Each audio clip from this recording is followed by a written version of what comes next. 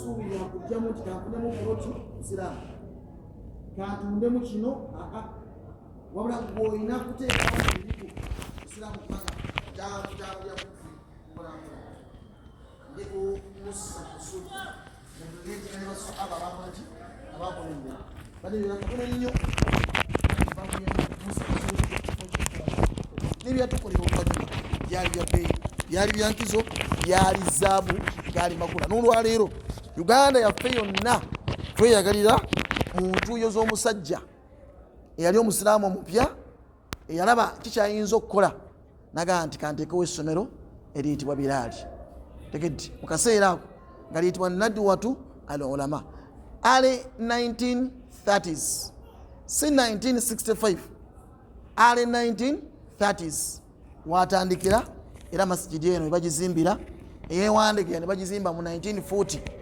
ne Kabasa 1940 ne Kibuli 1940 era kigambo kwekiriramu n'omwaka kwegulyo ekibuli nti 1940 it was opened officially 1940 Kabasanda 1940 n'emizikiti egisigadde naye ono Biraali yasooka mu mizikiti gya Musa Kasule yagamba nkozeewo ki ekinasigalawo ekinatambuza eddiini eno wemba wendi obanga siriiwo nakinoonya nga nakiraba naga nti kanzimba omuzikiti wano wetuli wano bagamba nti baali bawaddewo abasajja ba Fairway ne bayita Bandal Jaffa Fairway Hotel mugimanyi Fairway Hotel wano baali bawaddewo abasajja ba Fairway nga bagenda kuzimbawo cinema hall wano ku Biraali akati Musa Kasule ne bamutemyako ne bamugamba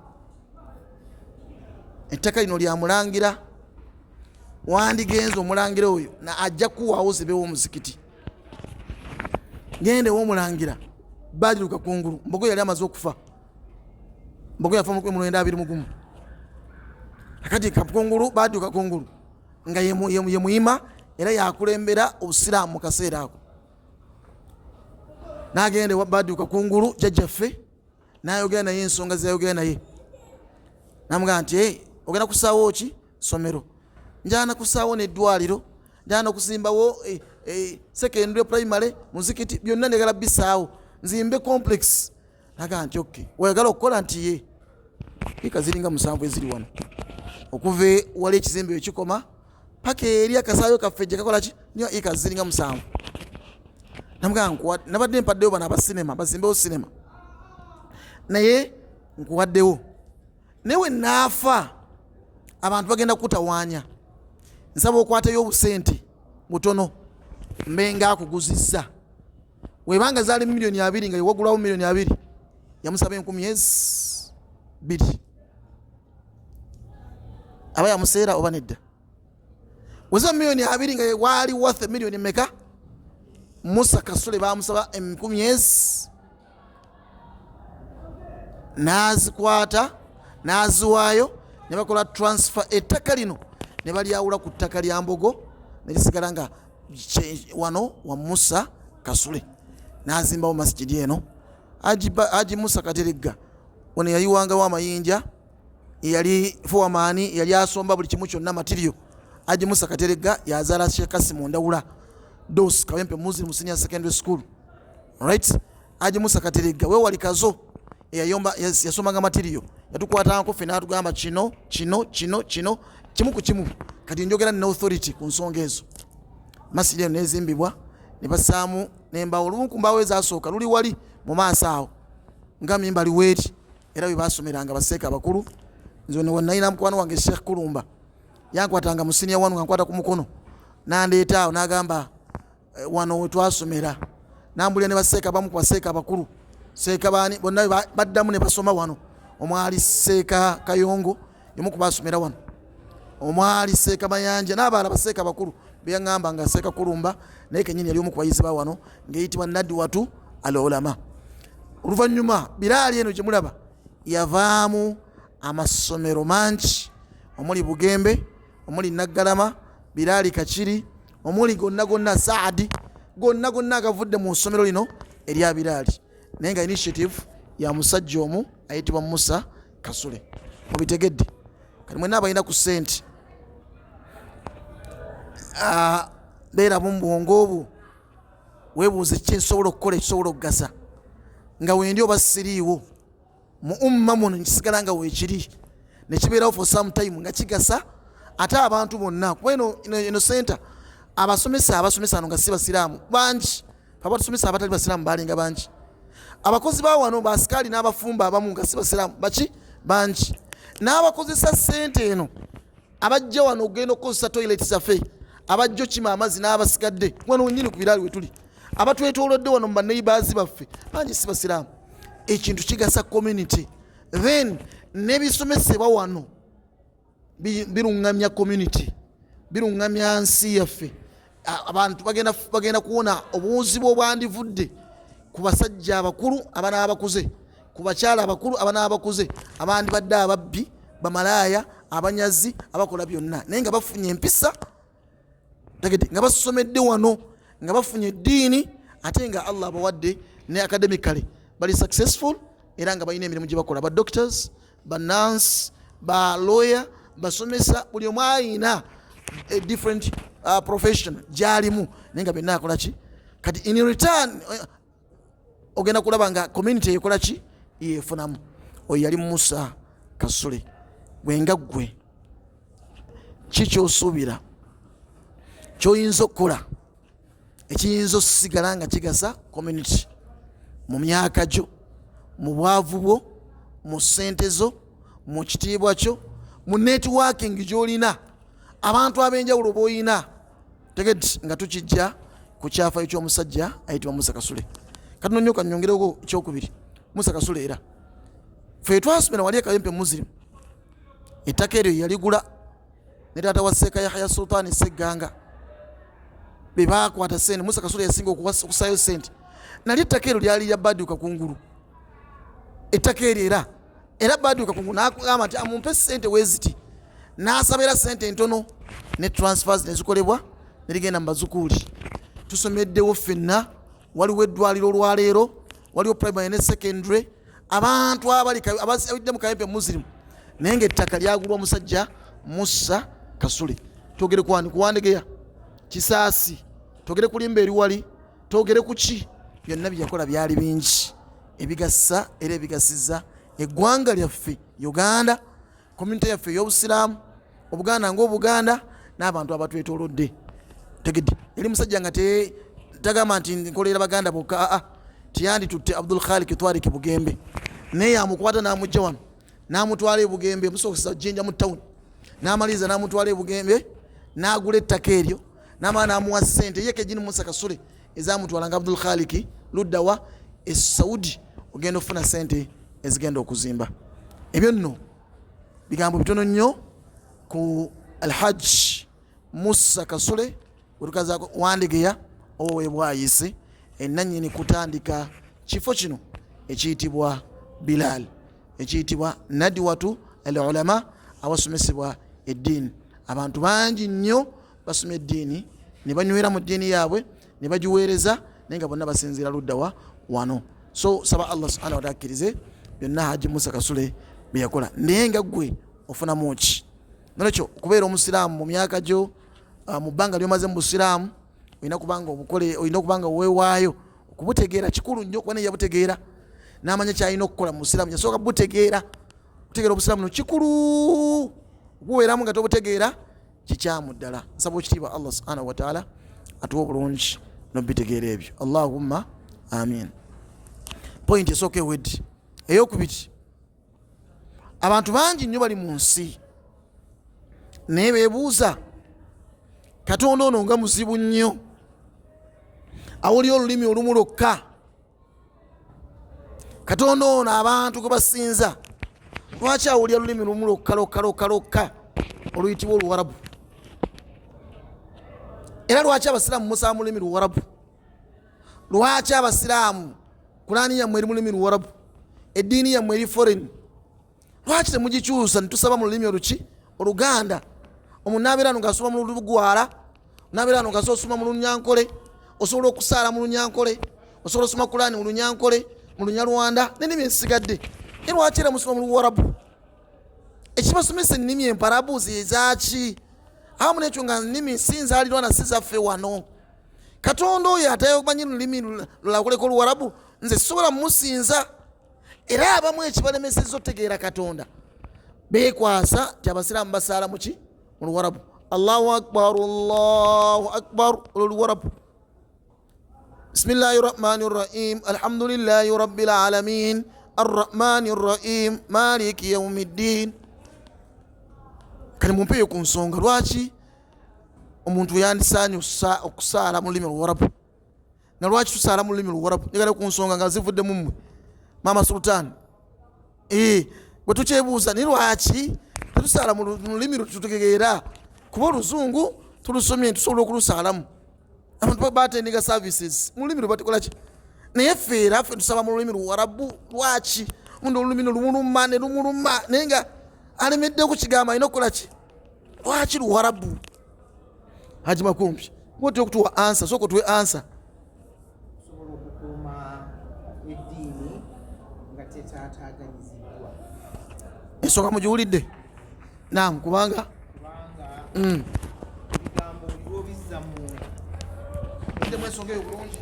Okusobola okukuuma eddiini nga tekyusekyuse, kubanga ebigambo buli lwe bikyusa olulimi n'amakulu gakola ki? Gakyuka.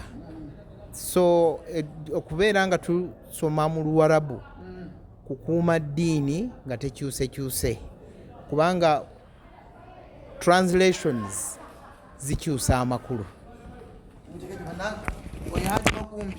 Kinawa schools director Kinawa schools Haji Makumbi mukulu wange agambye okusobola okukuuma eddiini eno ng'ekyali wamweti solid nga nywevu, kuba abali buli omwanyinza oba neyakomplaindinga era lwaki tumenyeka ennimi tusoma Luwarabu lwaki?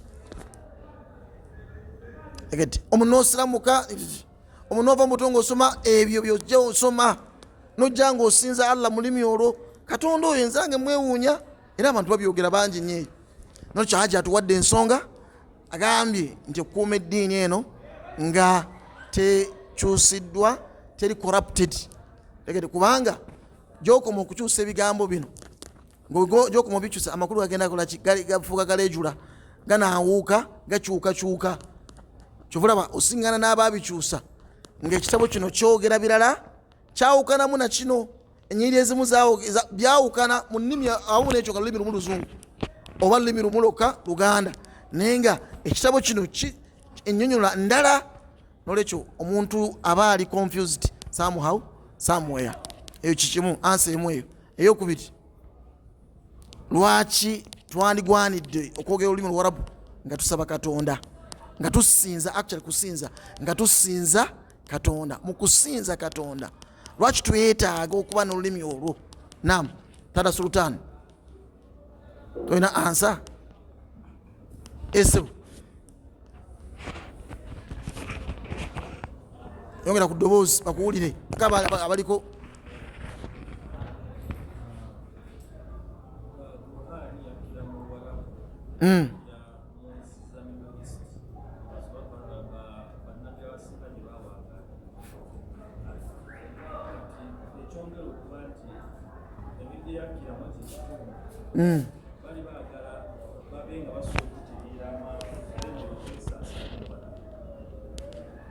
Agambe nti Kurani yakira mu lulimi Luwarabu era mu Middle East ne bannabbi abasinga gye bakola ki?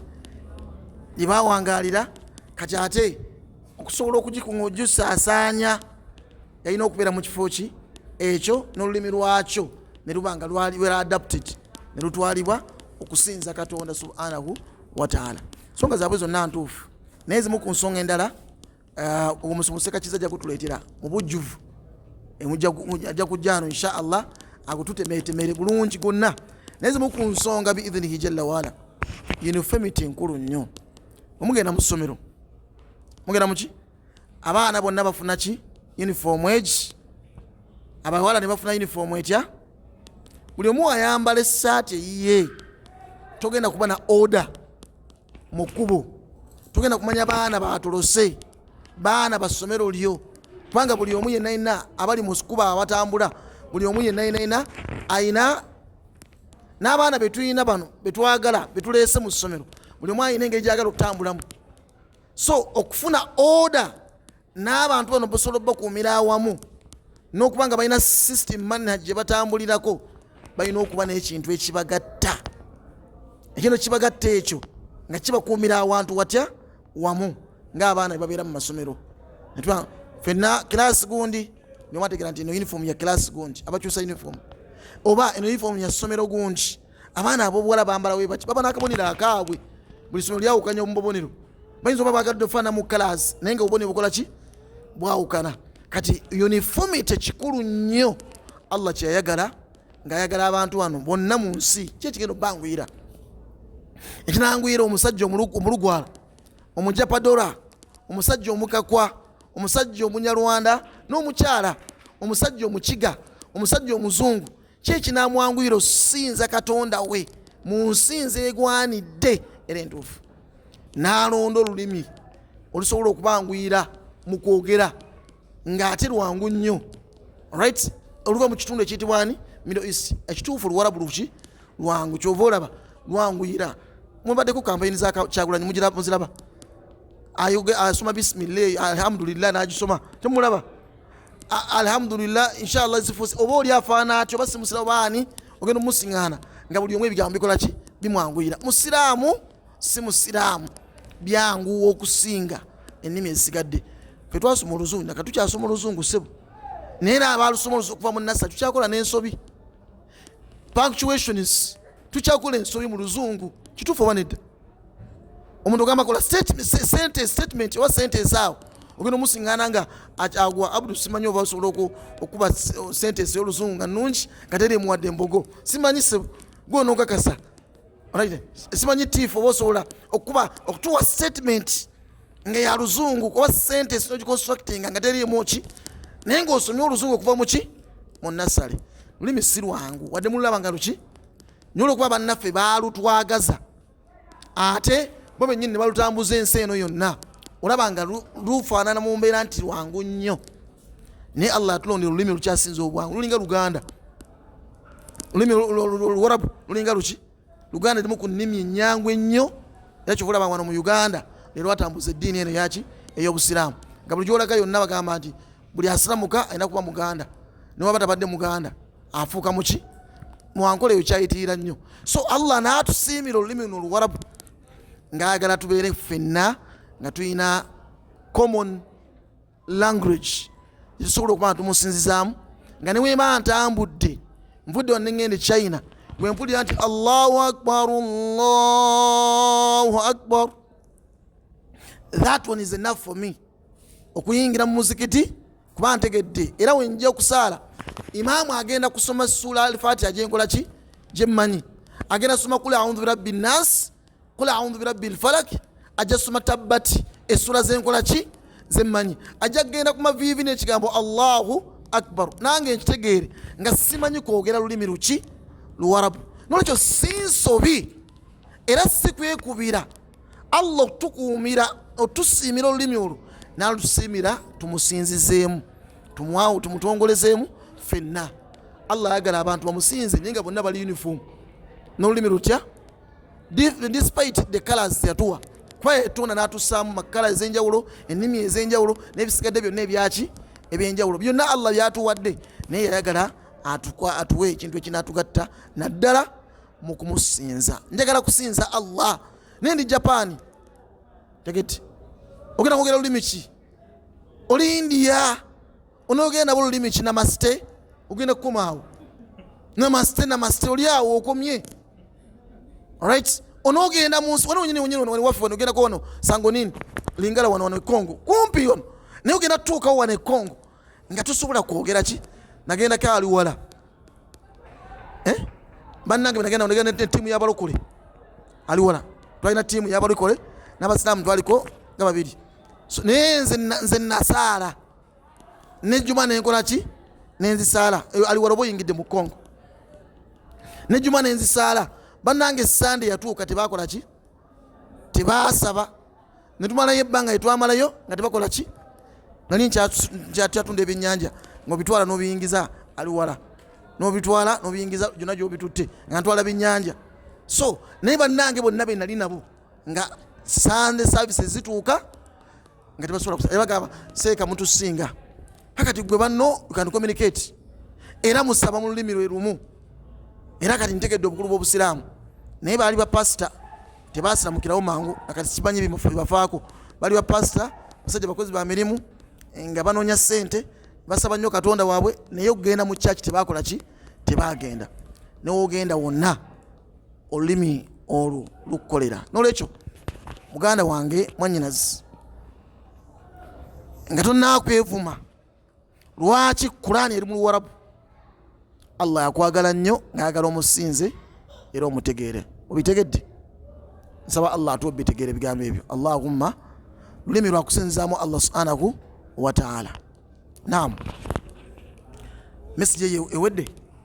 Message ey'okusatu olwaleero okusinza Katonda kyeki, kuabudu Mwenyezi Mungu ni kyeki, okusinza Allah subhanahu wa ta'ala kyeki, kubanga wama khalaqtul jinna wal ins illa liyabudun. Okusinza Katonda kyeki, tuwe ensonga. Okusinza Katonda kyeki, abamu bamanyi n'okugamba nti twesinza Katonda, ekyo kikyamu. Let me correct that tongue. Ogamba nti twesinza ani? Okusinza Katonda oba okoze ensobi ogamba nti nesinza Allah. Okusinza kitegeeza putting something above the other, on top of the other. Muno muzindalo mbukutte naye okussa kabokisi kano kassa waggulu w'obuzindalo buno bwenkutte wansi. I'm putting this kabox up nkatadde ku top, kati kasinze ku height, kasinze ku kano, nkasinzizza ku kino, kibayita okusinza Allah, kyobaita okusinza. Obitegedde oba? Okusinza, ekigambo okusinza kikitegeeza putting something above the other oba on top of the other, n'oteeka ekintu waggulu ku top, kwe kusinza. Era eyo ensonga lwaki omuntu yakola ki?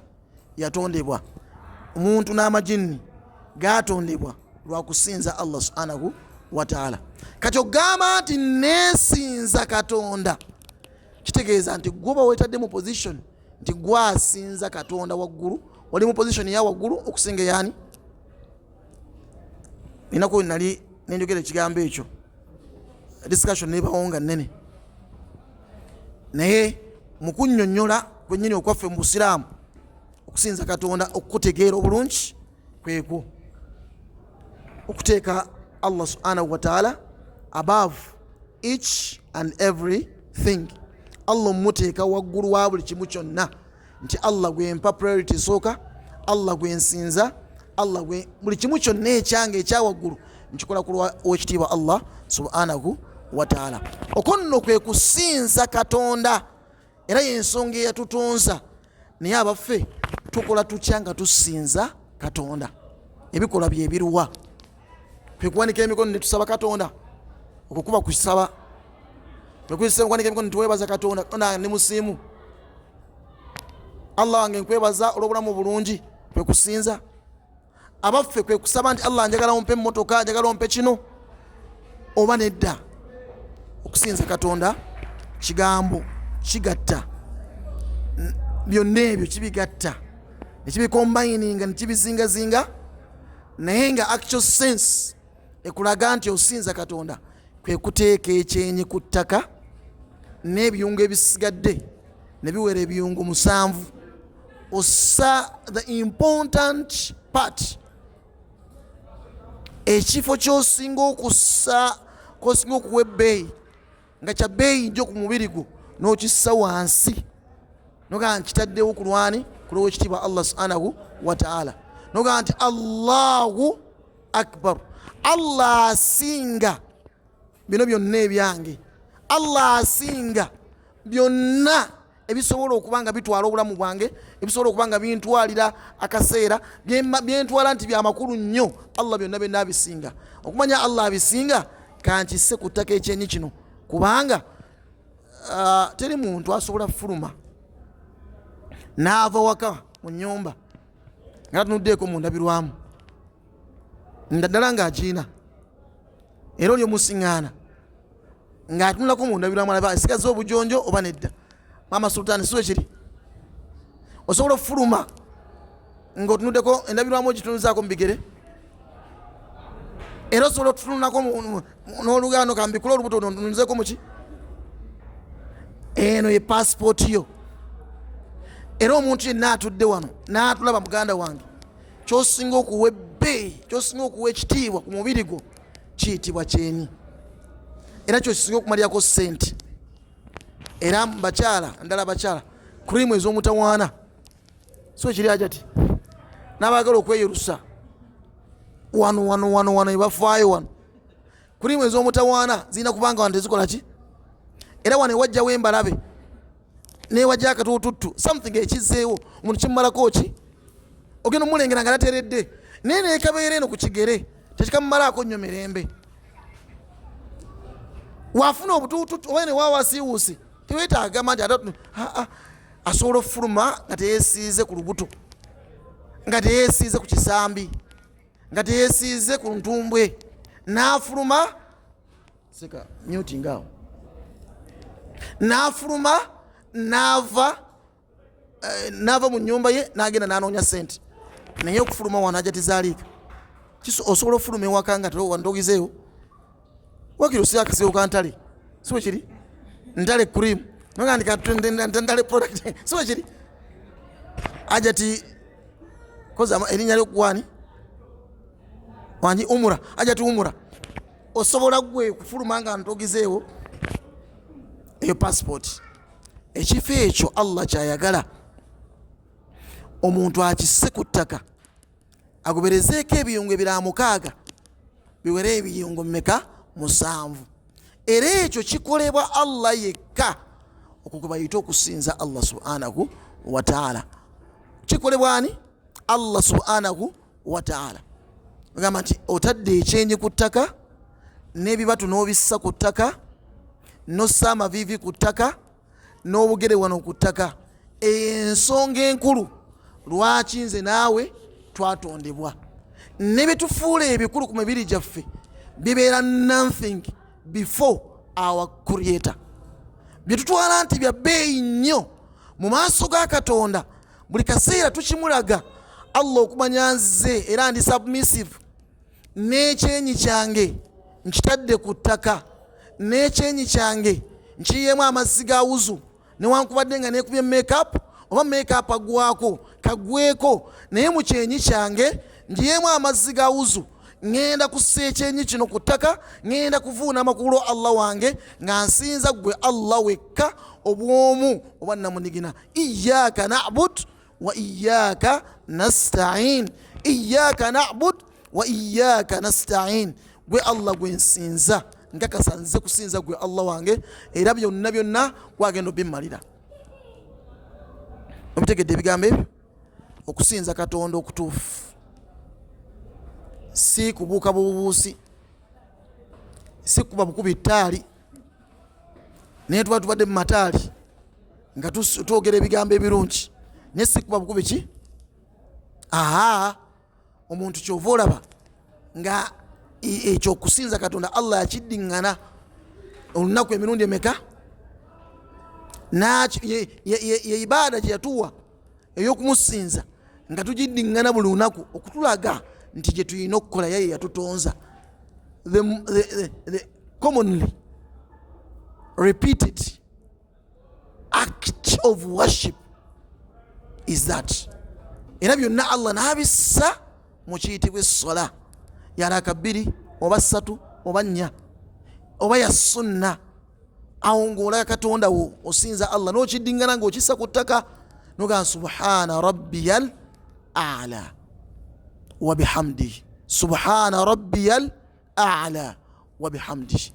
Wemenye okakkanye ozze gyali Allah subhanahu wa ta'ala. Okwenno kwe kusinza okitiibwa Allah subhanahu. Nze Allah mutegeera simugattadako Allah wange Allah wange mutegeera nze golaba nze Allah wange mutegeera amumwe musiŋŋaana kale olaba sina na mize mibi nekati abasaalasaala abo balina n'emitima emibi, abasalaasala abo balengera balina n'ennugu balina n'empalana. Nze kati olaba sisaala naye nze Allah wange siroga nakuloga. Weesiimye alhamdulillah Allah omutegeera nti Allah jalira omwawula, yes tawhid al uluhiyya omuyina right, naye ate Allah ayagala ozzeeko ebikolwa era ensonga eyakutonza ey'okumusinza. Allah wakuwanga omukisa n'oyingira eddiini ey'obusiraamu, omala okutoola shahada tebikola makulu era tebigatta shahada yokka nga gy'osigaddeko. Nziramu Islam without practice, Islam without prayers is useless. Otegedde Islam ogenda bufuna mu kitono, right, nga temuliimu sola, kuba sola ze ziyimirizawo obusiraamu bwo. Nabbi kyagamba sallallahu alaihi wasallam, idha ra'aytum ar-rajula, mulengera omusajja yenna, idha ra'aytum ar-rajula, mwemanga mulengedde omukyala yenna ngaddingana nga yataahad, addingana ki omuzikiti, fashhadu lahu bil iman, obukkiriza mugambe nti oyo musiraamu ddala, kubanga omusaala akola ki aguddingana. Waba omusajja ajja muzikiti buli kaseera nakola ki nasaala, ayaziina nakima essola, waali bawangalira ne bayimirizaawo essola. Waba mukyala omusiŋŋaana ewaka nga tagenze mu kibuga, tagenze kukola, tagenze ku muzikiti, woofiisi ye waakoleddeyo nassaawo omusaalo gwe nasaala ng'asinzaani Allah subhanahu wa ta'ala. Abange yensonga eyatutonza, ensonga yakola ki era byonna n'ebigaana nga shahada ogiina nozzaako essola, ojja kuba weesiimye. Ebirala byonna n'ebigaana n'ebinafuwa bitya naye nga shahada ogiina, then n'ogizikiza essola, n'ogizzaako essola, n'ogispicinga n'essola, kyekirungo ekikulu omusiraamu omutuufu era owannamaddala. Obusiraamu bwaffe okuyimirizaawo sola, essola eno mpagi ya ddiini mwe muli okusinza owekitiibwa Allah subhanahu wa ta'ala okutuufu. Nebyo twogera ebigambo byonna bitulaga ddala mu butuufu Allah gwe tuwadde priority, bina tubirekawo. Tolaba omuntu alagedde agenda kusinza Allah ng'abadde bize nnyo, ali ku booda, ali bize nnyo, ali mu mmotoka avuga, ali bize nnyo avuga taxi oba avuga kaabu, ali Bungereza oba ali mu ddwaliro, ne baziina Allahu akbar Allahu akbar. Allah yasinga bino byoliko obunene, Allah yabisinga amakulu, Allah yabisinga ebyo byolaba. Allahu akbar Allahu akbar, ne bakiddamu emirundi egi. Nakujjukiza sawa ya kusinzaani olwo omusawo bamuyita Dr. Mugalu wamumanyi ajjanjaba abaana, naye saba kasaziwere essaawa ez'okusaala amanya nti ensi eno eriko nnyiniyo n'ensonga eyantonza. Layini ng'erayininza nga balisimbye layini awo, basimbye abo abalwadde bazze, ate bonna buli azze aleese ssente. Abalwadde abajja ku ddwaliro lya Dr. Mugalu kuba nga akyali wano Wandegeya Medical Chambers, Abi then Medical Chambers, then akoze eddwaliro lye wali ekyebando. Abalwadde bonna abasimba layini we bati abalekawo ng'esswala etuuse, n'agenda n'asaala Imam balina kima esswala nga mwali nga ne sunna azisadde, n'amaliriza n'ayeta dhikirize ez'okwebaza Katonda, okusuuta Katonda, glorifying the Almighty Allah subhanahu wa ta'ala. Wamaliriza zigenda okwera omunaana awo something, n'avaayo n'ajja asinga layini yeeyongedde nako, naye buli mwana amukwatako wati Allah n'ateekamu baraka. Ne Dr. Mugalu takwata ku baana, Allah n'atabusuusa. Nina abaana bakojja wange baali baliminga biganye n'abaana ba mwannyinazi ne batambula mu malwaliro gonna.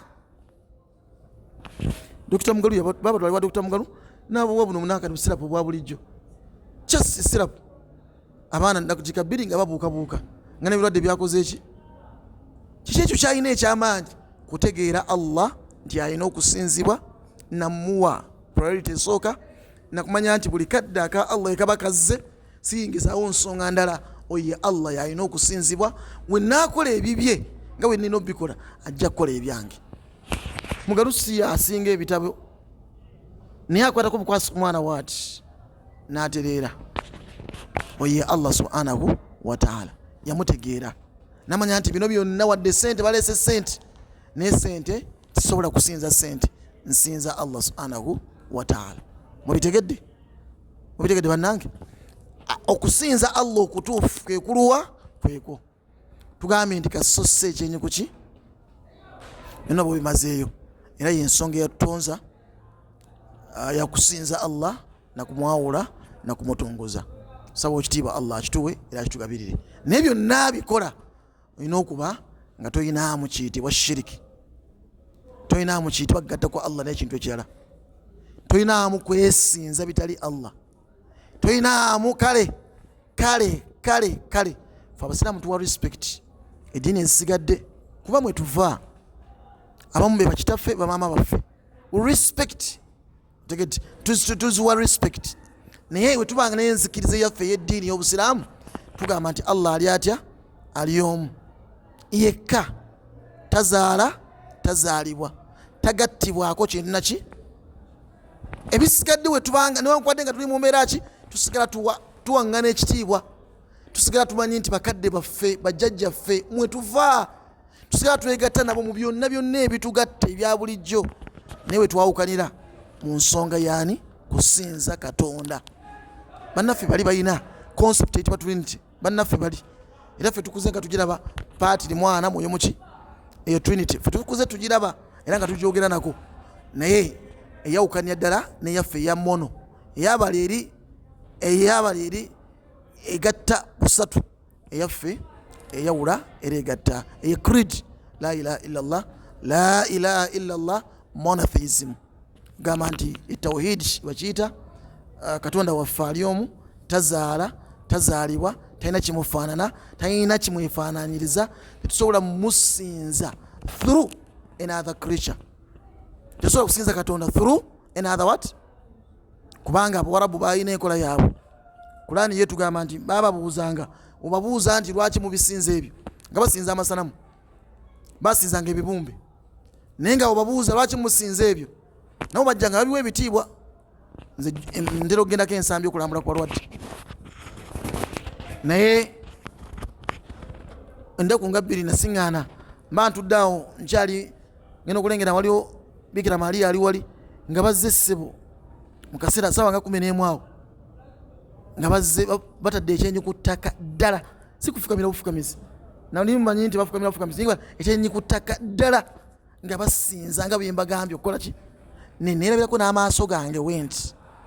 Ebyo nno baabikolanga abasajja bali abaki Abawarabu. Naye nga bababuuza ni lwaki musinza ebyo, Laata, Hubal, Manaata, Yaguutha, lwaki mubisinza? Qaalu ma na'buduhum illa liyuqarribuna ila Allahi zulfa. Ffe tusinza bino tumanyi Allah gyali. Nga noli agamba akimanyi nti Kasonda kyogamba nze akuze otuuka wano, nze jjajjaawo, nze kitaawo, nze kojjaawo mulama myaka gino simanyi nti Katonda gyali. Mukyogamba simanyi nti Katonda yatonda eggulu, era naye aba akimanyi. Era naye omubuuza agamba nti ma na'buduhum illa liyuqarribuna ila Allahi zulfa. Tetubisinza wabula ffe tukimanyi gano amannya g'abano baali balongoofu, though ya saints. Omanyi kye bayita saintism? Mukimanyi? Saint. Bano baali balongoofu, bano Katonda yabatukuza, bano Katonda yabaawula. Tegedde na bano baakiina. Gano amannya gaali g'abasajja balongoofu, gano amannya gaali g'abasajja nga bwe tuyinza okukeerenkeera mu basajja nga bano Musa Kasule, Bambogo, baani abaakola ebirungi. Nga naye bye baakola ebirungi tubatandike nabo basinza, ne tusawala ekibumbe kya Musa Kasule. Mutasa Kafeero mumanyiwo? Manyi Mutasa Kafeero? Mulengera Haja ayambadde kyambaala ng'ali ku kizimbe, mulaba? Idi basajja balaba? No, si oyo. Kyata wa Mutasa Kafeero. Mukimanyi ekizimbe ekyo? Kirinako ekibumbe kiriko. Mukiraba? Ekyo batunuulya kifaananyi kya musajja oli. Era omulimu gwe yakola gwali mulungi, yasaasaanya eddiini eyo sayidi zeyo mwankole. Era yali musajja musiraamu munywevu nnyo ddala nno, era yasaasaanya obusiraamu. Kyekalo kyali kirungi. Naye wayinza okugyawo generation etali yammwe y'abagenzi, n'eyabagenzi webanga evuddeko n'eyabasultan nekola ki nevaako ne tujjawo ne generation eddako negamba nti ono kizimbe kino ono gwe mulaba ono gwe mulaba wano yali bakitaffe ne bajjajjaffe bamusinza olwokuba yali musajja muki mulongoofu tutandike okumusinza nga bwe tuyinza okussa wano ekibumbe kya Musa Kasule mu biraali abaliwo ne bategeera lwaki tutaddewo kyasi kikujjukira naye generation eddako n'ebitegeera bulala negenda okuddako n'ebitegeera ki bigenda biyitawo ebityo nebikyuka ng'amannya gaali g'abasajja balongoofu. Ono Musa Kasule yazimba guno omuzikiti era yassaawo ne biraali niwe tumala tussaawo ekibumbe tukisaawo ebigenda okuddiira bagenda mu fulaani Katonda asinzibwa naye abantu bagambe tetusinza ye wabula olw'okuba yali mulongoofu abalibeerawo tusaba Allah tasilame bikola olw'okuba yali musajja mulongoofu yaatuula ku mukono ogwa ddyo ogwa Katonda tulina okwogera naye atuusiza amaloboozi gaffe n'essaala zaffe era akola ebyaki ebyenjawulo ng'akola ebyamagero Katonda ng'amukozesa kubanga yali musajja mulungi. Oba mbitegedde okusinza Allah subhanahu wa ta'ala tetuyita through saints tetubayina era abanagenda e Makka otubanga tubabuulira tubagamba nti wano waliwo wano baziikawo Hamza mutuukawo Uhud ne bakulaga nti Uhud bataddewo bano baziikawo Hamza nolengera kabuli ya Hamza naye nga togenze musinza wabula osoma dduwa assalamu alaikum ahla diyari min almu'minina walmu'minati walmuslimina walmuslimati wa inna insha Allahu bikum lahiquna nas'alu Allah lana wa lakum al-afiya. Mubitegedde muli kuweddeko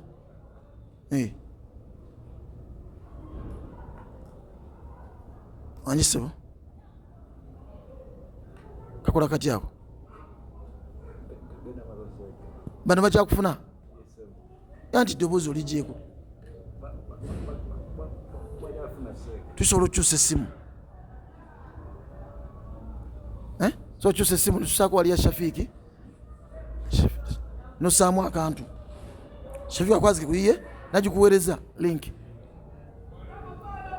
netumaliriza bulungi genda kumaliriza dakika nga 5 10 inshallah zeka fero time kipa wali aji Shafiiki yangu wabulo tumalirize bulungi mutadde bulungi musonyiweko bannange tulongosaamu katono nnyo wano osooka nopozinga wali ebiremanga nojjako gundi kamera kati obanze nkuwe yange actually yange kweri gyobosaako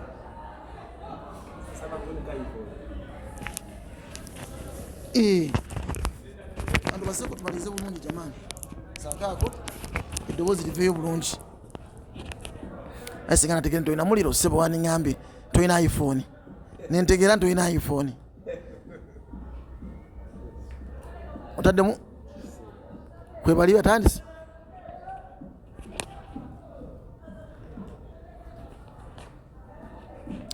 ebigambo ebyo twogedde naku lwaleero byangu nnyo twasose ne inspiration talk just kwogera ku Musa Kasule biringa ebyokusaaga n'ebikulu kubanga ffe batunyumizanga nnyo stories nga tukyali bato and we loved them n'olwayo tukyabijjukira batunyumizanga just netwogera ku nsonga endala netwogera ku nsonga gisembye nayo ey'okusinza Katonda ebyo nno bye byetaaga okusiga mu baana baffe.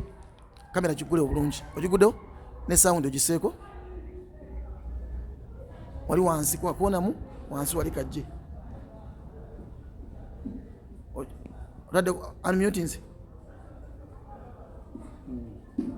ne video kweri ndikirya katweyanziza ebigambo ebyo betwogedde bye byetaaga okusiga mu baana baffe bwetumala okukizimba nga ffe mu mutima tukiyina n'abaana baffe tuyibasigemu bategeere Katonda omutuufu na lwaki omuntu asaala nassa ekyenyi ku ttaka lwaki buli kaseera ekintu kissa kuki abange tuyitibwa baddu ba Allah subhanahu wa ta'ala. Omuddu aba submissive eri mukama we nga nebiraga nti mukama wo oli submissive gyali, ebimu ku byo kugamba buli kisi kyagambye n'okola ki n'okikola. Abedda tebayambalanga na kwambala, abedda nga bakozesanga bulogoyi, abaddu in layman's tongue. Ne ye Allah yatuwa ekitiibwa wadde tuli baddu, natugamba walaqad karramna bani Adam. Allah atuwa ekitiibwa, kibula atuwa n'ekitiibwa netwambala, netukuuma n'ensa zaffe, tukuuma ebitundu byaffe ebyensonyi. Kibula Allah kino kibula atuziika. Allah tuziika abantu bano baleme kubanga bafa basigalawo nga bawunyirira abantu, mulamba awunya nga awunya bamujjeko amanya kivundu, naye ayina osigala nga wakitiibwa despite y'okuba nti muddu, naye tekimujjaako wadde Allah amuwadde n'amuwa ne hurriyatu nafsiya okwesalirawo nti osobola okusalawo okulya, njagala kulya kino, osobola okusalawo njagala kukola kino na kino na kino. Tekimujjaako ekyo omwana Adamu, tekimujjaako kusinza Allah nga Allah wayagala tumusinze. Allah ayagala. Waliwo kiganye ng'ongamba nga nkikolako? Waliwo kiganye? Sound teriiko?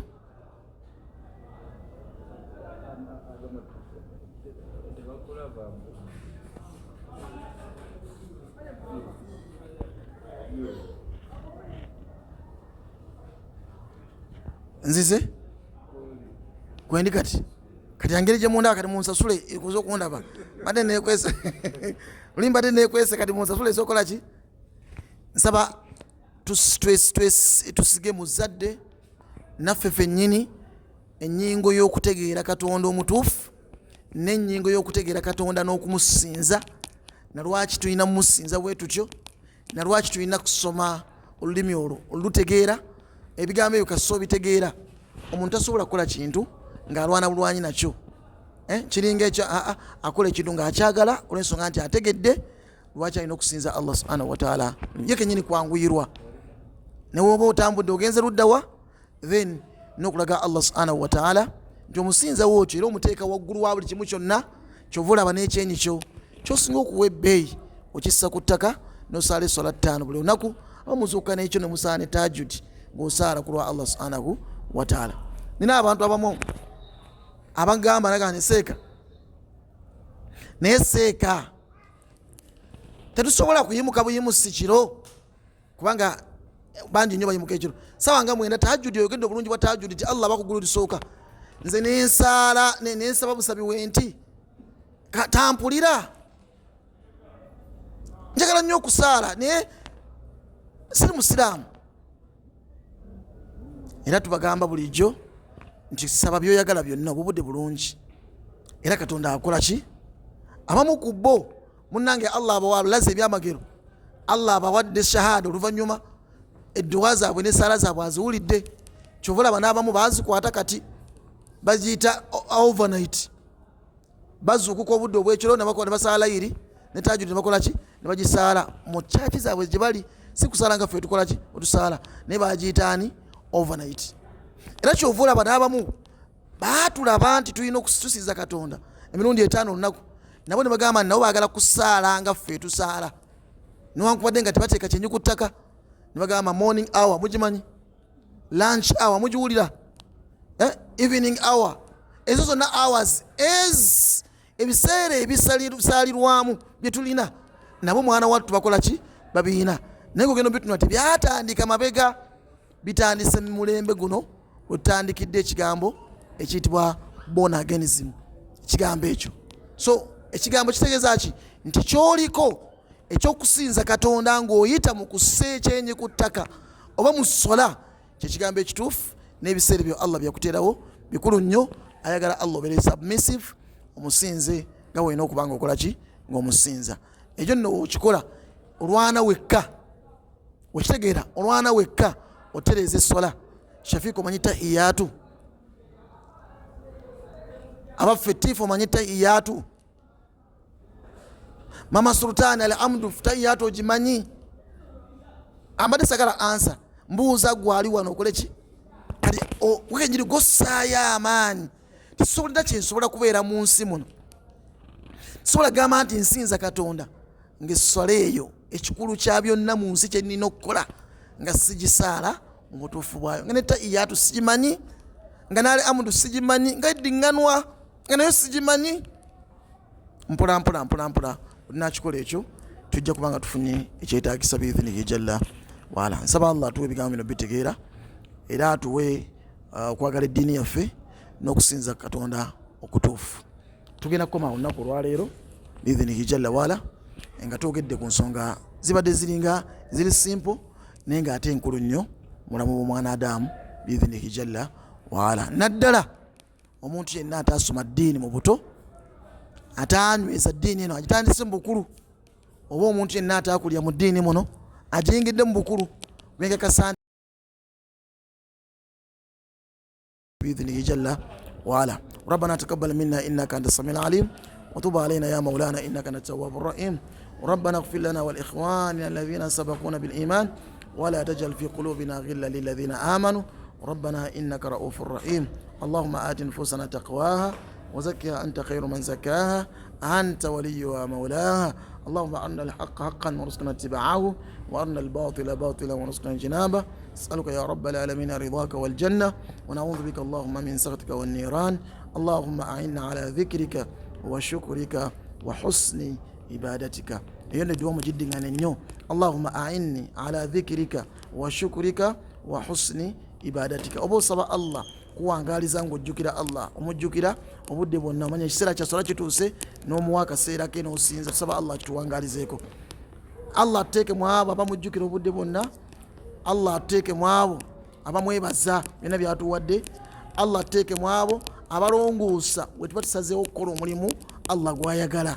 Wa husni ibadatika ng'ogezaako okulongoosa kyonna kyo oba kwambala bulungi yambadde bulungi saba Allah akituwe oba kuwaayo weerayo ddala saba Allah akituwe. Allah atuwe nga tukola omulimu tukole nga tukola ku lulwe era atuwemu empeera. Allahumma a'inna ala dhikrika wa shukrika wa husni ibadatika ya muqallib alqulub wal absar thabbit qulubana ala dinika wa ala ta'atika ya muqallib alqulub wal absar sarrif qulubana ala dinika wa ala ta'atika. Nayo duwa nkulu nnyo kusaba Allah akyusa emitima n'amaaso gaffe akyuse omutima gwo n'amaaso ng'abinywereza era ng'abissa ku ddiini yo. Weegombe biweegomba kwa amaaso buli gakyuka ne geegomba oluusi ne gabula ne gakubuuza n'omutima ne gusiima gy'oba olaze. Naye tusaba Allah atusembeza amaaso gaffe nga gatunulako ebyo Allah byayagala era ebyo byonna ebitusembeza gy'ali tufunamu empeera okuba kukola ssente z'abantu baffe balabirira naffe kubeera bulungi Allah byaba tuleetera so si kwonoona. Allah taase byonna ebiyinza tujja kumulama. Allahumma ghanina bil ilmi wa zayyinna bil ilmi wa akrimna bit taqwa wa jamina bil afiya. Nas'aluka ya rabbal alamin farajan qariba wa nasran aziza wa furqanan mubina wa sa'yan mashkura wa dhanban maghfura wa da'watan mustajaba wa tijaratan lan tabura. اللهم صل وسلم وبارك على سيدنا محمد وآله وصحبه وسلم. سبا الله بدغنا نكو مكة توالي مكة نمدينة abagenda yo tusaba okitiibwa Allah abazze emirundi n'emirundi. Saba okitiibwa Allah atuwa omukisa tumalireko Makka tumalireko omwaka guno nga tuli Makka tugumaleko nga tuli Makka. Saba okitiibwa Allah atuwe umra eya Desemba eno tumale 2025 nga tuli Kaaba ne 2026 tumutandika nga tuli Kaaba. Saba okitiibwa Allah atuwa omukisa ogwo n'okumusinza nga tuli mu kifo ekyo ekirungi era ekyenjawulo ekyenkizo kyeyalonda Allah subhanahu wa ta'ala. Tusaba ekitiibwa Allah atuwa obulungi bw'eddiini eno atuwa obulungi obwa Qur'an ne baraka zonna walhamdulillahi rabbil alamin amin.